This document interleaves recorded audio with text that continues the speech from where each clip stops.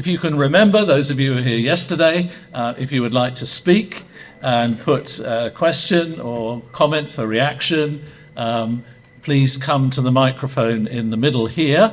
It would help if you could say who you are, and it would also help if you could specify if your question is directed to one or other of the speakers, or if you're happy for any of them to respond. So that will help them as well as helping you. So let's go. Yeah, thank you very much for this really inspiring panel. I have a question for Dr. Naveed I think, yeah, thank you for your really inspiring presentation. I like very much how you theorized also how you came up with your analysis of victimhood.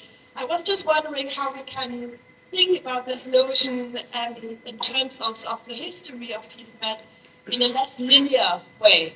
The way you tell it is this idea of victimhood, the way I understood it, you related it to the AKP Erdogan times. But I mean, if we look at the history of Hizmet, I mean, if we look already at one of the Jamaats that shaped also the ideas of Said Nursi, he wrote most of his work out of prison. If we look at Fethullah Gulen himself, I mean, the pressure from the state didn't start with AKP and Erdogan, and I think this shaped Hizmet also quite a lot. So I was wondering how we can tell this history in a much less linear way also when referring to the notion of victimhood that you analyzed. Thank you very much. All right. Okay. Well, thank you very much for the question. I agree with you. Victimhood is not alien really to the ethos of Hizmet, and indeed a number of Islamic forms back to the prophetic paradigm. That is what I was trying to argue. The fear is, of course, that the ethos becomes a pathos, so that one is haunted by that.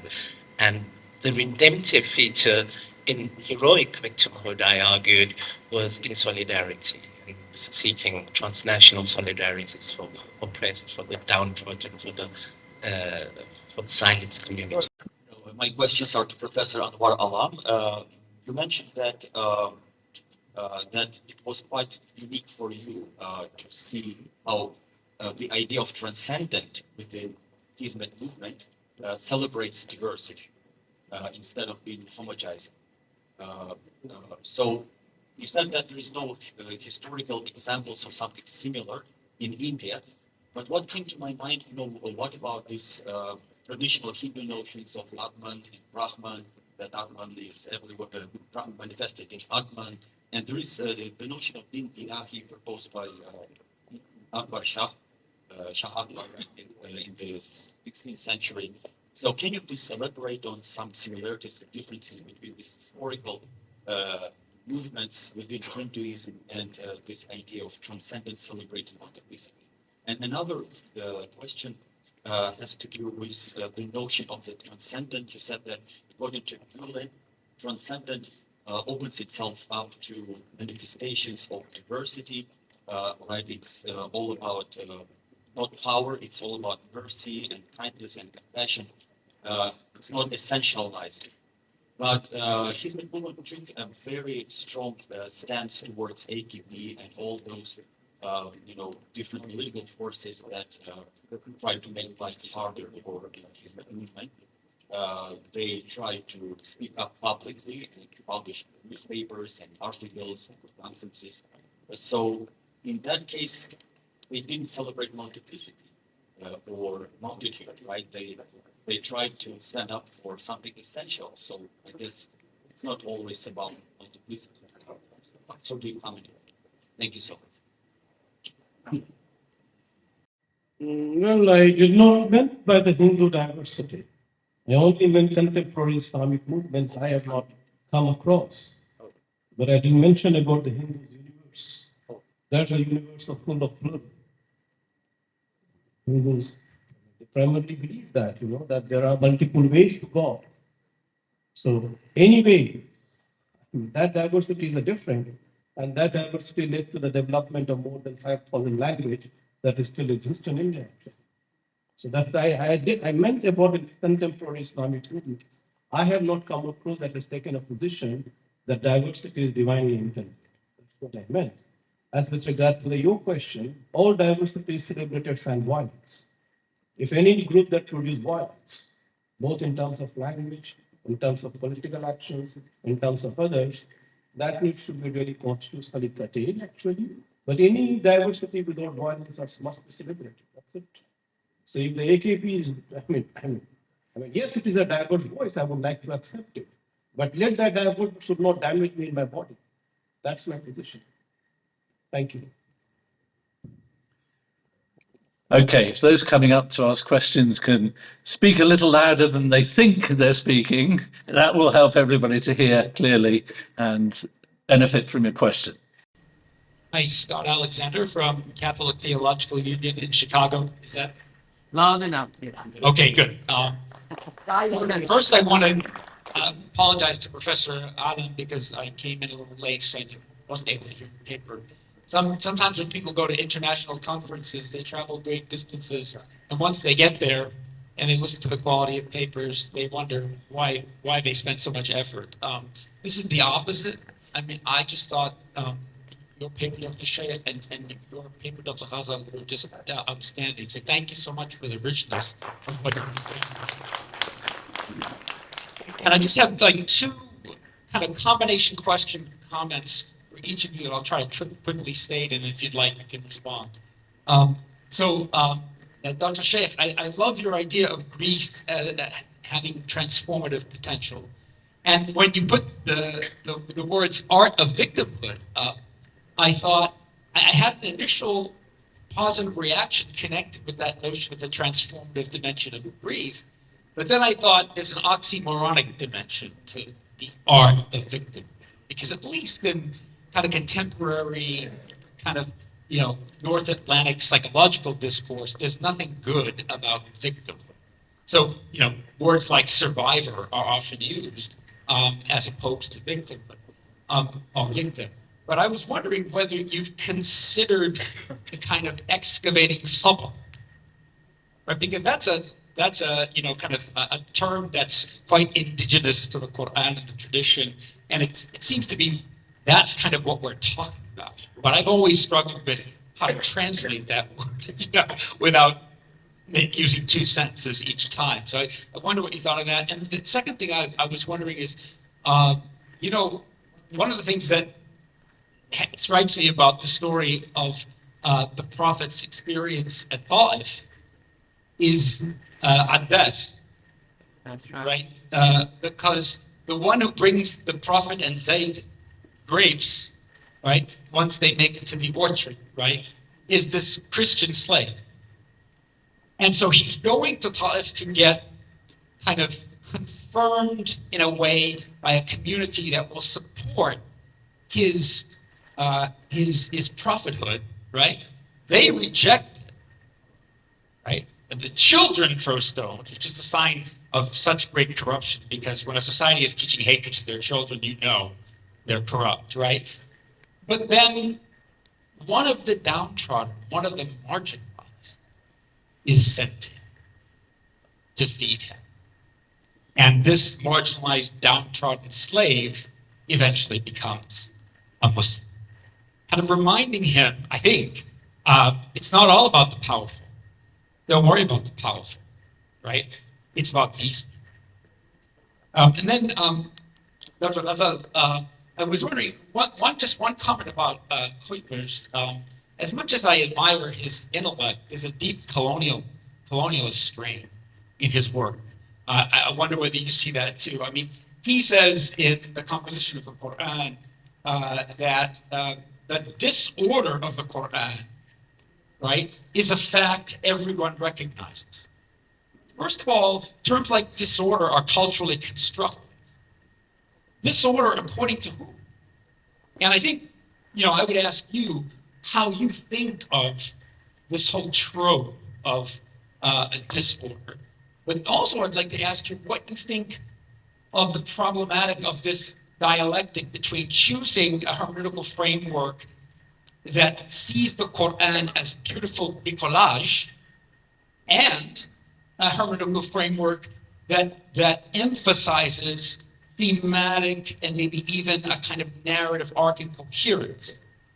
Because it seems to me that the greatest response in terms of trying to interpret the Word of God is to use every method possible. It doesn't have to fit one paradigm, right? Maybe. I'm wondering what your kind of response to that is. And I guess also tied in with that, where you see tafsir al-Qur'an in the Qur'an.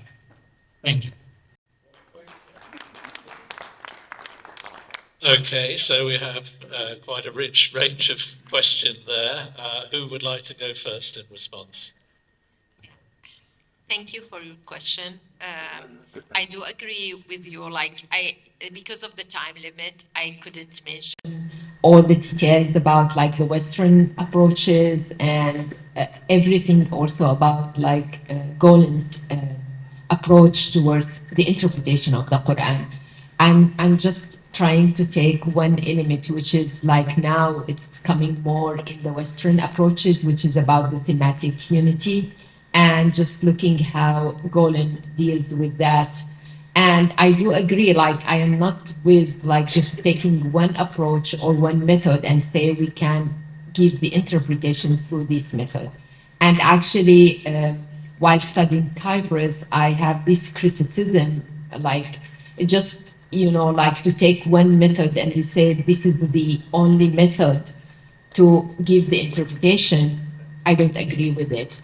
But I think like I do agree, like I don't agree with everything, because also like in some parts he tries to find similarities, where are some stories in the Quran and stories in the Bible, and try to make connections. But I find like his method, it can bring a new avenue for a better Muslim-Christian, relation, because I think giving the interpretation with the older methods, using the historical method and looking the Quran as just fragmented texts, would not help to build the bridge between the Muslim and the Christians.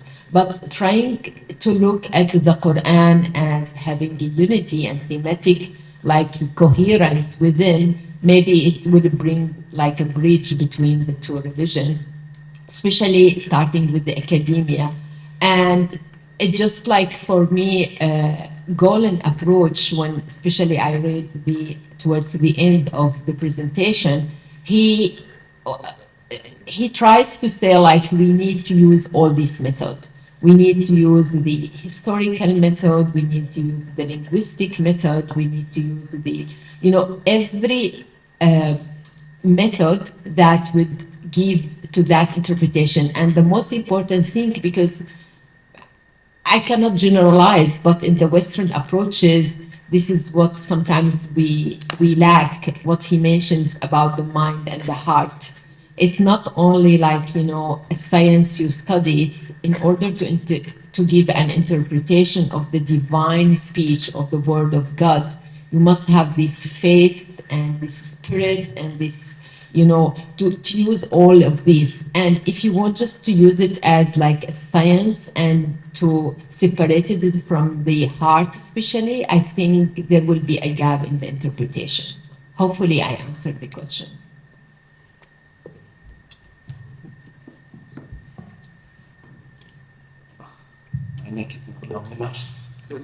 Right. Professor Alexander, thank you so much. You are a teacher too, also, and you told the Sira story much better than I could. I agree, of course, that the Sira teaches us that the coalition of the margins is possible, and it is there, perhaps we can link it back into the transformative potential of grief when turned into transcendental kind of solidarities between the downtrodden. I agree perhaps that the art of victimhood might be oxymoronic or culturally insensitive. Perhaps that pedagogy of suffering might be a better term. I also concede that the notion of sabr might teach us a lot, but perhaps not sabr alone.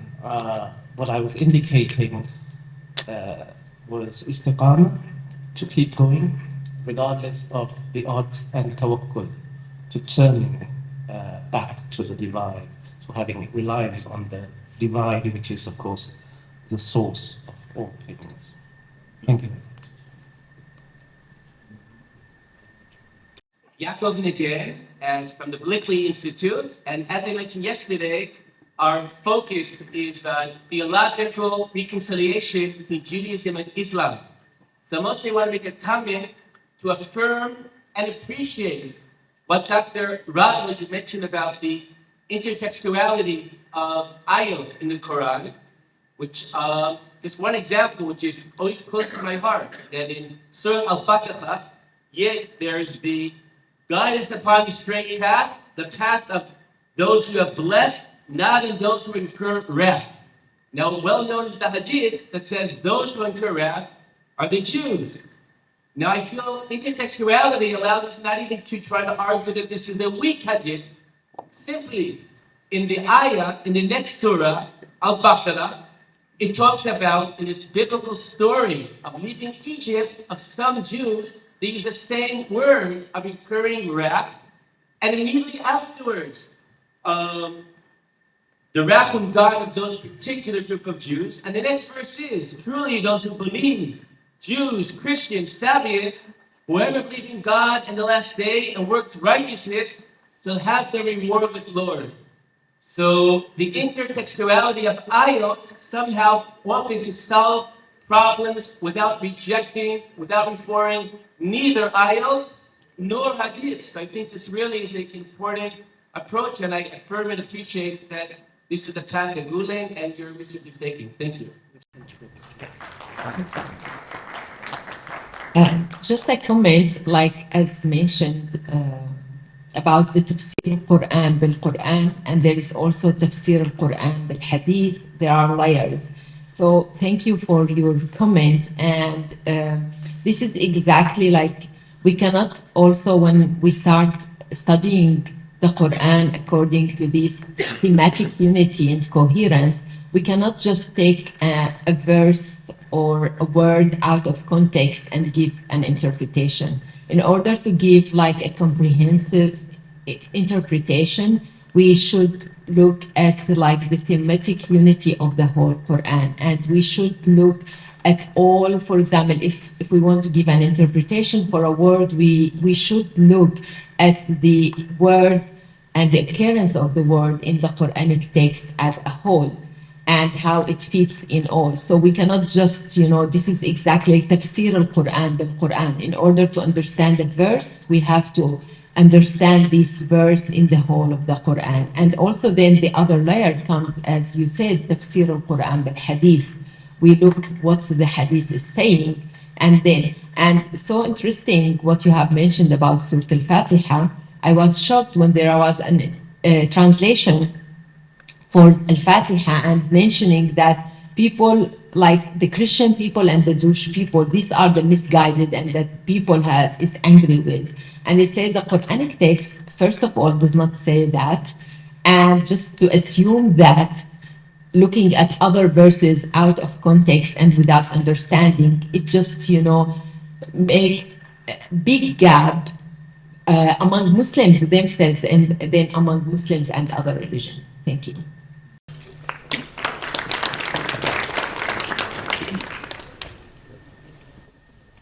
I am so grateful to be in this very, very beautiful conversation. And I'm making a comment, but the comment is an invitation to continue what we are doing. Within the Jewish tradition, I have always found the book of Isaiah very beautiful, very comforting, and especially the idea of the suffering servant, the one who is enduring pain, but blessings are poured out by our compassionate, merciful, loving God. And yesterday, Sophia shared a line from Rumi that I was unfamiliar with, and I don't know if I have it exactly, but may the pain be medicine. So we in the world have gone through global trauma, and we're still in very much of it. We are in pain. Let us go into the depths of our traditions that can help us. Let us continue these conversations. So I was unfamiliar with the prayer of the prophet, the art of victimhood, and, maybe for modern readers, victimhood is not the best word right now, but whatever words we want to use, there is a profundity in that prayer that I think could help us at this time in the history of civilization. The city of Gaziantep, and I am so concerned about the people there in light of the earthquake, the city of Gaziantep had pledged to be a city of compassion in the Charter for Compassion movement. Suleiman Tech and I are from San Antonio, Texas. We have pledged to be a city of compassion. I believe there are about 450 cities that have done that, and our mayor was at the National Conference of Mayors a few weeks ago proclaiming that compassion means more than empathy. Empathy, I feel with the other, but compassion, I realize I have the agency. I have the power to do something. And within this conference, and especially in our Jewish, Muslim, Christian dialogue, I think we are entering into compassion. It is beautiful. Thank you. Let us go deeper and continue.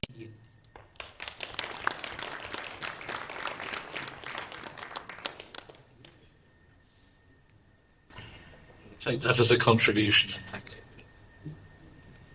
Thank you so much. My name is Aidan from South Africa. My question is to Professor Adam. You said in your presentation that the interfaith relations within Hizmet movement has not been so successful, or they have not achieved what they could have. Can't remember the word. So can you elaborate a little bit on that? What are the obstacles? Do you feel people in Hizmet are trying but not succeeding, or do you feel a neglect in that? I only said that, for example, the intra-religious dialogue, not inter-religious dialogue. I said that the intra-faith dialogue is quite robust, but the intra-faith dialogue is pretty weak, actually, where it needs to focus attention. There are many kinds of Muslims. Why do Islam is one, but the Muslim vision of Islam is not one? There are differences. So we need to dialogue themselves. So, and that's what it is. I believe is that Fatehullah Gulen idea of dialogue is not only between the interfaith, it's an everyday dialogue actually. So it also between that, I do see that the dialogue among the Hizmet people are very weak actually. They do organize the dialogue conferences. There is not much intra-Hizmet dialogue too also. So that's what I find and that's what I meant actually. So we need to go beyond. When I look at, for example, Fatehullah Gulen, it's not merely like, for example, dialogue between two monolithic groups. It's an intercultural group. It's an intercultural dialogue. It's an intergender dialogue. It's a dialogue between, natures and it's different kinds of. It's a dialogue between cultures, dialogue between civilizations. Actually.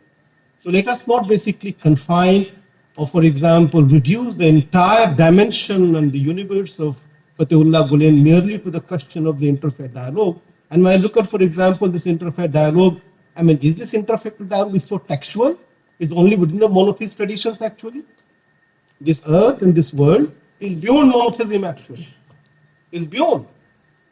And I don't see there's an emphasis on that actually. As if that monotheism is something very revealed. It may be your claim that it's revealed. Other religions, they're different. They're very different traditions actually. So the point here is that is the dialogue between the text or a dialogue between the lived traditions actually. I am the one who basically believes that the more than the textual dialogue or intertextual dialogue, what is more really important is also a dialogue between the multiple lived traditions, actually, a dialogue among the everyday reality. So that's what I mean. Thank you.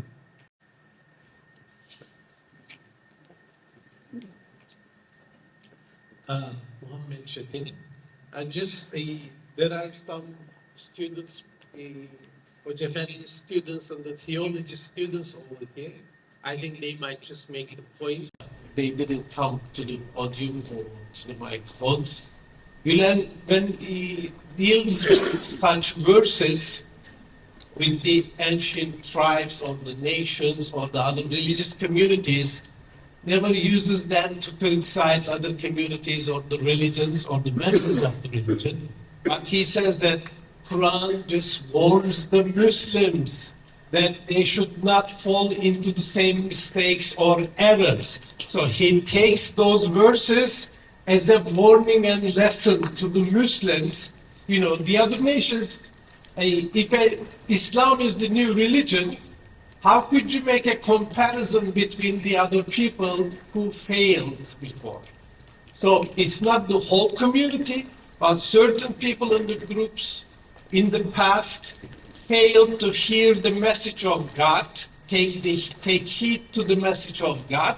So the Muslims are warned that they shouldn't be like them. So just to clarify. Thank you. Well, have we reached the end of questions and comments? If we have, it's a few minutes ahead of time. That allows us a little bit more time to get up and move around, have a cup of coffee, a little bit longer break, but also to digest what's been a very rich panel, I think, in terms of presentations and discussion. So thank you all very much. Thank you.